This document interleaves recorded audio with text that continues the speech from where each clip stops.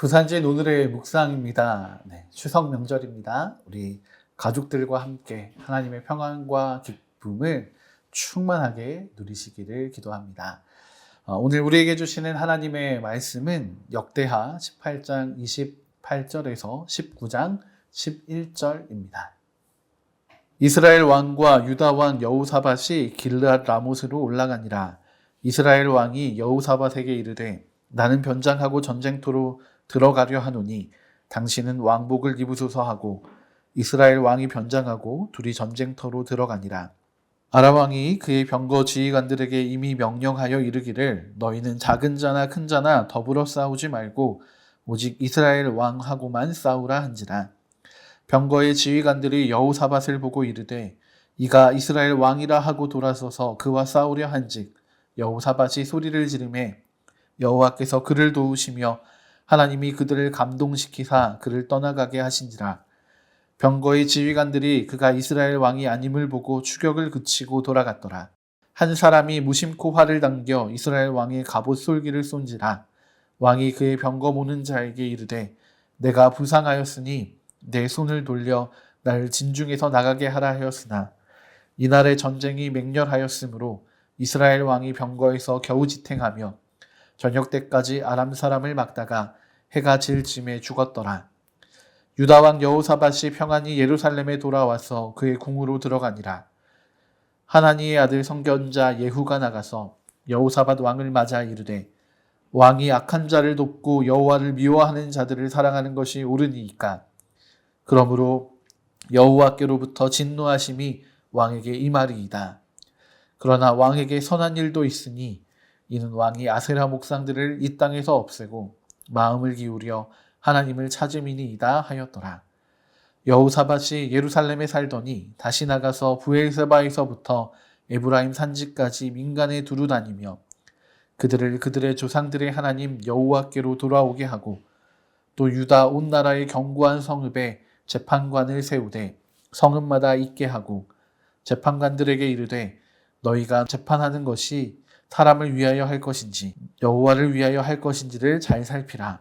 너희가 재판할 때에 여호와께서 너희와 함께 하심이니라. 그런즉 너희는 여호와를 두려워하는 마음으로 삼가 행하라.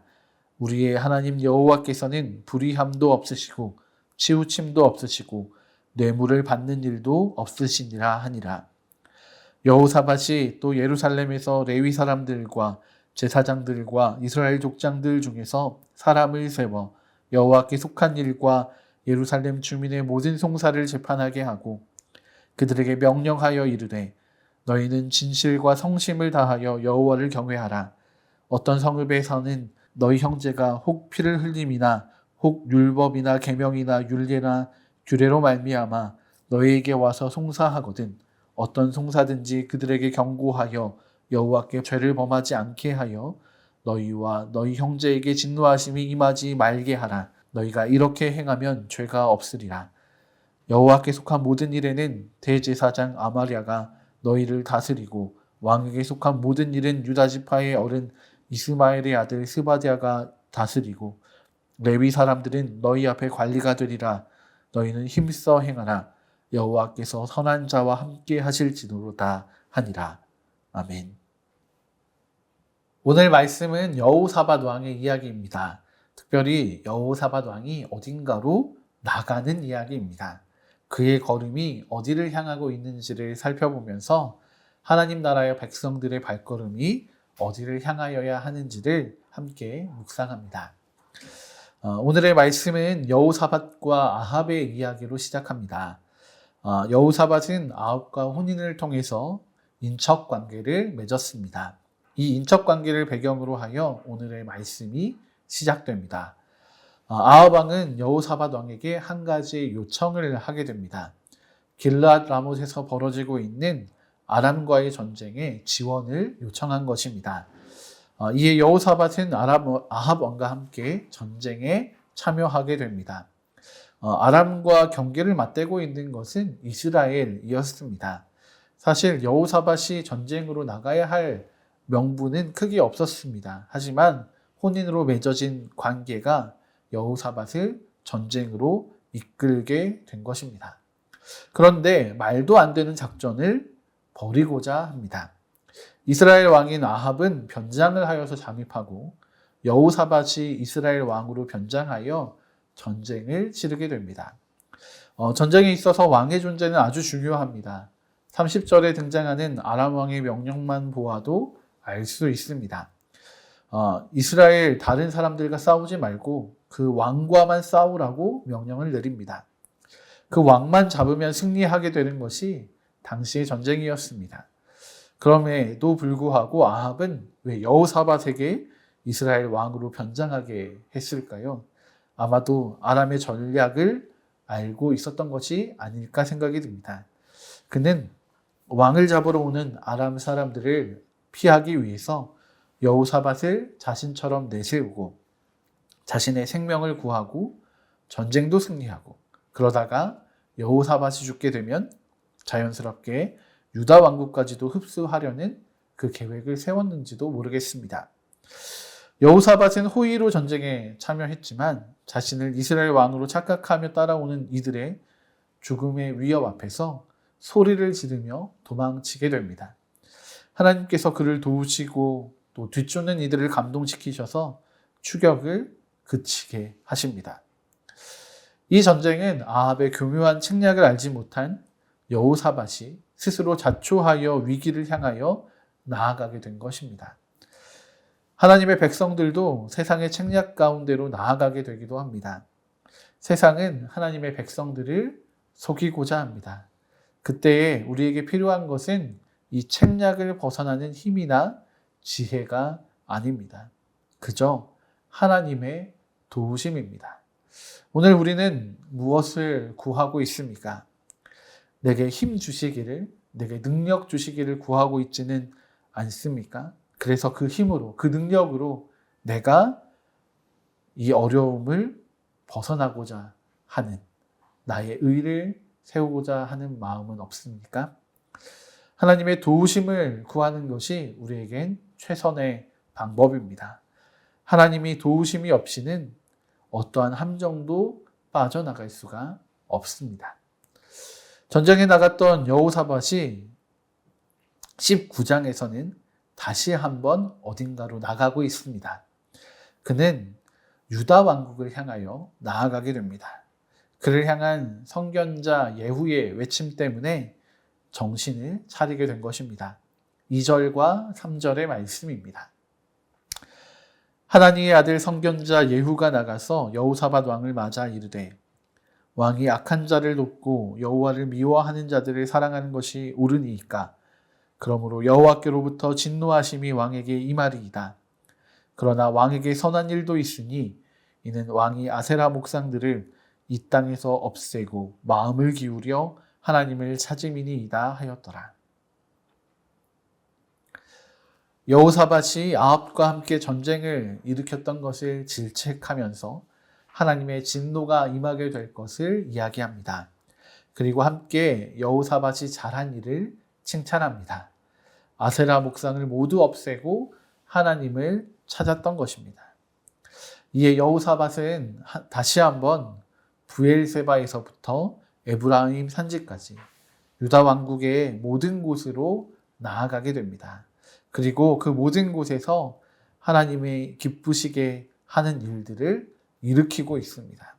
유다 왕국의 백성들을 여호와 하나님께로 돌아오게 하고, 또 하나님을 두려워하는 마음을 가진, 또 그렇게 섬기고 있는 재판관들을 세웁니다.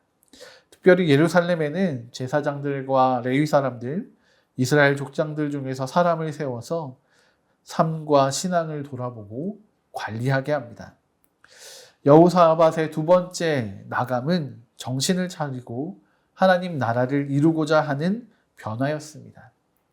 첫 번째 나감이 자신의 계획과 자신의 이름을 드높이기 위한 나감이었던 것, 또 다른 이들을 실망시키지 않기 위한 호의로 나갔던 것과는 아주 비교가 되는 나감입니다.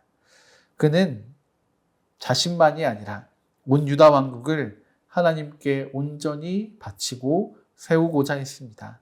그는 하나님을 기억하고 하나님을 경외하는 나라를 만들고자 한 것입니다.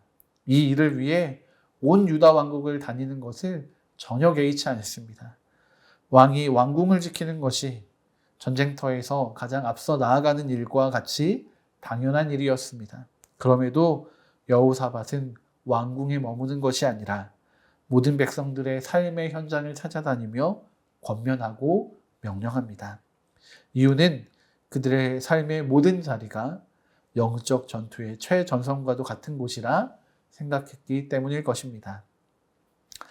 오늘 우리가 살아가고 있는 삶의 자리는 하나님의 역사가 이루어지는 가장 큰 전쟁터와 같습니다. 우리가 살아가는 삶의 자리에서 하나님은 찬양받으시기를, 경배받으시기를 원하십니다. 우리는 오늘 우리의 삶의 자리를 어떤 곳으로 만들어가고 있습니까? 나의 힘으로는 아무것도 할 수가 없어서 여호사밧과 같은 왕이 찾아오기를 기다리고 있지는 않습니까? 그러나 기다리기만 하는 것은 하나님 나라에 어울리는 모습이 아닙니다. 하나님 나라는 공격을 받는 나라가 아니라 공격하고 침노하는 나라입니다. 하나님의 나라는 우리의 삶에서 소극적으로 기다리기만 한다고 해서 이루어지는 것이 아니라 우리가 적극적으로 나아가 이루어 나가는 하나님의 나라인 것입니다. 여호사밧이 유다 왕국의 모든 곳을 찾아다닌 것과 같이 우리도 왕 같은 제사장으로 우리의 삶의 모든 곳을 또 모든 영역을 하나님께 드리는 삶으로 나아가야 합니다. 오늘 우리가 찾아가야 할 하나님이 잊혀졌던 영역, 하나님을 외면하고 있는 우리의 삶의 자리는 어디입니까? 오늘 우리의 걸음으로 말미암아 아름다운 삶의 변화가 시작되기를 소망합니다. 여호사밧의 걸음은 자신의 미래를 향해 있었습니다. 그러나 자신의 계획은 오히려 위기가 되어 돌아왔고 부서뜨리시게 됩니다. 하나님의 도우심으로 말미암아 모든 어려움에서 해방될 수 있었습니다. 그리고 이제 그의 발걸음은 하나님을 향하여 나아가게 됩니다. 그런데 그의 걸음은 나만을 위한, 자신만을 위한 변화가 아니라 유다 왕국의 모든 백성들을 변화시키는 걸음이 됩니다. 오늘 우리도 세상을 향해 나아가게 됩니다. 오늘 우리의 걸음은 나의 계획을 이루는 걸음인지 하나님의 나라를 이루어가는 걸음인지 깊이 묵상해 보시기 바랍니다. 함께 기도하시겠습니다. 우리의 걸음을 인도하시는 하나님, 여호사밧의 발걸음을 기억합니다. 그의 발걸음이 자신의 계획을 위한 발걸음에서 하나님을 위한 발걸음으로 변했습니다. 오늘 우리의 걸음도 이와 같이 변하기를 소망합니다. 우리의 발걸음이 하나님을 향한 발걸음이 되어서 우리 삶의 현장을 아름답게 변화시키기를 원합니다. 오늘도 우리의 발걸음을 인도하시어 하나님과 동행함으로 하나님 나라를 이루는 복된 하루가 되게 하시고 우리와 함께 하시는 하나님으로 말미암아 우리의 가족과 친지들도 변화시켜 나갈 수 있는 특별한 추석 명절이 되게 하여 주시옵소서. 그렇게 우리의 모든 것이 하나님을 찬양하고 경배하게 되는 귀하고 복된 변화가 일어나기를 소망합니다. 귀하신 주 예수 그리스도의 이름으로 감사드리며 기도드립니다. 아멘.